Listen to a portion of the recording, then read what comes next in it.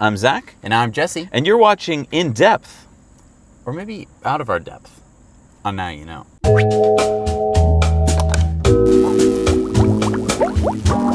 So this week we're doing our In Depth on the 2018 Nissan Leaf, and we're in a Leaf. Yeah, so we're in my 2013 Nissan Leaf, just to give us better perspective on the new Nissan Leaf that is coming out. Interesting. Cool. All right, so we finally got to see the 2018 Leaf. Here are some awesome video depictions. This is going to be released in October in Japan first. It'll come out, the base starting price is going to be what? $29,000 US. And it's going to have what? The same battery that we thought? So it's going to have a 40 kilowatt hour battery pack, and that will give it a realistic range of 151 miles. So wait, but didn't I hear that they said in the video that they were going to have a 250 mile range? So it could have a 400 kilometer or 250 mile range if you went with Japan's version of testing, which is called the JC08 standard, which would give it 400 kilometers or 250 miles of range. But it's just very optimistic. Oh, I see. Kind of standard. Like driving slowly and... Right. The EPA would give it 151 miles. That's range. quite a difference. That's a 100-mile difference. Yeah. So, yeah, don't get fooled by anyone who tells you it's 250 miles. It's going to be a 150-mile driving range. But now, didn't I hear that there's going to be a longer-range battery that they're going to offer next year? Yes. So next year, they're going to offer a 60 kilowatt-hour battery. Oh, that's good. Which should get you over the 200-mile range hump. Now, I also heard it's going to be peppier. Yes. So they just added a 110 kilowatt electric motor, and this is compared with the 2017's 80 kilowatt motor. So oh, wow. So that's quite a bit peppier. A little bit more pep. Now, what about the look? The look has been something that everyone's complained about the Leaf up until this point. So they've refreshed the front fascia. It now sort of goes along with all of Nissan's cars have this sort of look. So it's a little sportier design. It's a little less out there. I think more people could see themselves in it. I would argue it's more boring to me. But it blends in. It blends in. You're not going to stand out. Now, talk about the interior refresh. Yeah, so the center console looks pretty much the same, but right in front of the steering wheel definitely got an update. There's a big screen with a bunch of different instrument dials. It's funny that they went for digital dials, in my opinion, but it appears what they went for. And there's this little parking brake lever right here that looks like an i3. Yeah, so they kept the same weird bulbous shifter knob. I don't like the shifter knob. Yeah, it's kind of a weird thing, but then yeah, they went with this sort of i3 parking brake scenario, I guess, instead of the pedal brake. And they gave you a lot more buttons on the steering wheel, it looks like. Yes, so it looks like you're going to have a lot more audio and control there. Now, a couple other features that seem really cool. One is called vehicle-to-grid capacity. What is that? This will enable a homeowner to plug your car basically into the house and use it as a battery. So, okay, I mean, couldn't technically all electric cars do that? It does seem, I mean, yes, all cars are a giant battery, and you do plug it into your house, but it seems like they have some kind of system in place to where I suppose you could use your car to sort of get rid of peak hours and stuff like that. But now, if you just drove it to my house right now, there'd be no place to plug it into. So I assume this is a bigger, like you're going to have to actually wire your house with some kind of special hardware to make this work. Yeah, I would assume there's going to need to be some kind of inverter and control panel. So I almost feel like this is a bit of parlor tricks with their marketing department. I feel like it's something that might be coming, but isn't actually something you're just going to go buy a new 2018 Leaf and plug into your house. And there was this whole reveal event where they had a choreographed dance routine with the car. Yeah. And the car was not moving, but it looked like it was moving because they were projecting like a street moving on it. And they did a lot of that to sort of show that this car can move. And that was talking about the next thing, which is the ProPilot. Right. So this is a semi-autonomous highway driving assist system. Wait.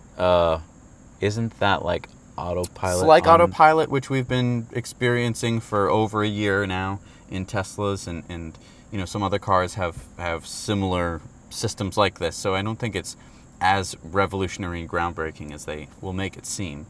But it's going to be the first in their lineup to have this. Right. So I mean, most people have not experienced this. So I mean, it's a pretty cool feature. It's a cool feature. I think that it definitely changes the way you're gonna use your car. Another thing that we've talked about before is the is the gas pedal. Okay. In this Leaf, in the 2013 Leaf, the regenerative braking on this is very, very slight.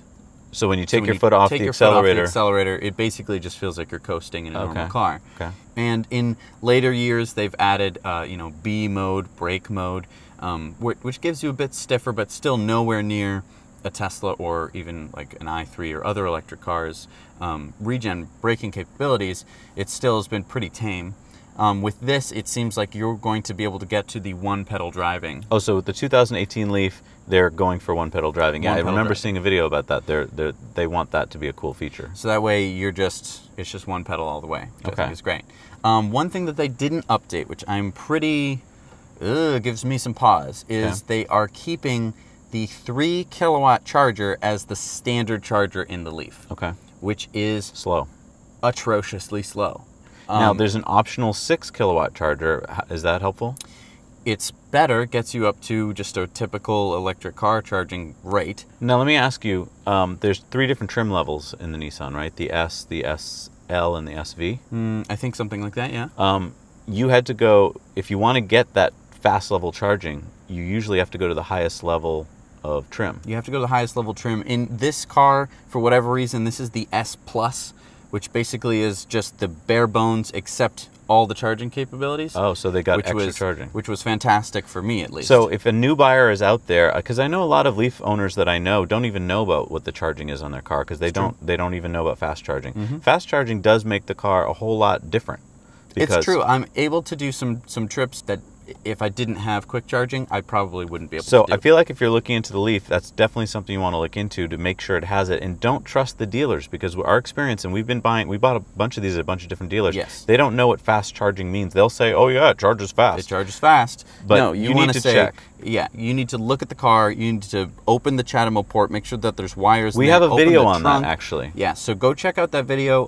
It's called What to Do If Your ICE Car Breaks Down While You're Waiting for the Model 3. It was not the best titled video, but this is sort of talking about the old Leaf if you were going to buy a used Leaf. We're talking about the new Leaf now, but it's very similar. Yeah. It's like they just gave a marginal upgrade. It seems like they were focusing on a couple new things, the Pro Pilot and the battery range, Right. and that's all they really were worried about. Right. So there's this issue of whether the Nissan Leaf is a Model 3 killer. And during the presentation, Danielle Salacci, who's the Executive Vice President of EV Sales and Marketing at Nissan, she called out Tesla by name, and she said, we also have 2 key advantages that our competitors like Tesla don't. Oh my gosh, what are those advantages? Well, so the 2 advantages are apparently that they have delivered 300,000 Leafs. Okay. Tesla's only made about 150,000 cars so far. Okay. And they've been in business for 84 years. And as we know, Tesla's only been in business for less than a decade.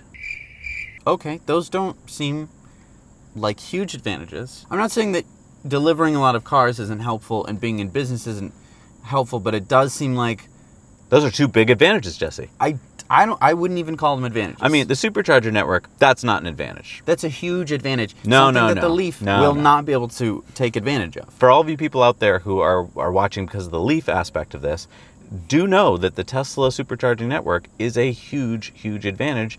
And one of the things that Nissan dealers will talk about a lot is that, oh, you can charge at any Nissan dealership. First of all, false. Yes, not every Nissan dealership has a CHAdeMO port. Right. They might have like a thing you could plug in, but it's usually dinky. It's usually 3 kilowatts. So you'd be there for hours Right. at a dealership. Many Nissan dealerships don't want to pay the added cost of getting a high-speed charger there, Right. Because they don't really understand what it's all about anyway. Right, and then if you do want to use it, you have to go during business hours. Exactly. Which is a pain, because let me tell you, you're going to go somewhere, right? You're going to need to charge along the way, right? You're going to need maybe 1 or 2 charging, CHAdeMO spots, and then you're going to need to come home. I do a lot of day tripping, so that means you're going to be going out earlier in the morning and then coming back later in the evening.